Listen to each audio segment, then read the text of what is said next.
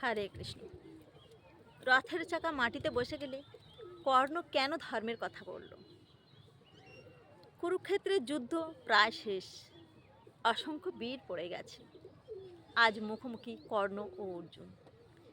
হঠাৎ কর্ণের রথের চাকা মাটিতে বসে যাওয়ায় এক মুহূর্তে মহাভারতের এক গভীর প্রশ্ন উঠে আসে, ধর্ম আসলে কি? কর্ণ অস্ত্র নামিয়ে বলল, হে কৃষ্ণ, আমি নিরস্ত্র। রথের চাকা মাটিতে বসে গেছে। ধর্মযুদ্ধে নিরস্ত্রকে হত্যা করা অধর্ম। অর্জুনকে থামা। আজ কর্ণের কণ্ঠে ধর্ম, আজ ন্যায়, আজ নীতির কথা।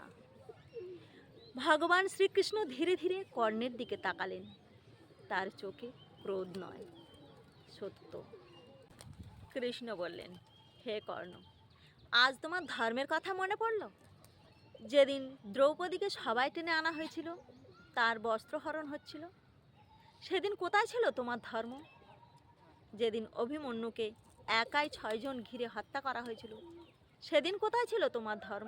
যেদিন পাণ্ডবদের বনবাসে পাঠানো হয়েছিল ছলনার মাধ্যমে, সেদিন কোথায় ছিল তোমার ধর্ম? সেদিন তুমি নীরব ছিলে না? কর্ণ নীরব, মাটির দিকে তাকিয়ে রইল। কৃষ্ণ আবার বললেন, ধর্ম সুবিধা মতো মনে পড়ে না। ধর্ম কোনো ঢাল নয়, যা বিপদে পড়লে সামনে ধরা যায়। যে সারা জীবন অন্যায়ের পাশে দাঁড়ায়, সে শেষ মুহূর্তে ধর্মের দোহাই দিতে পারে না।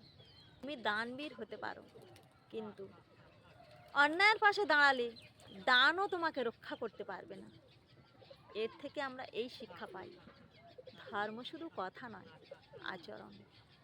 নীরব অপরাধ ও অপরাধ।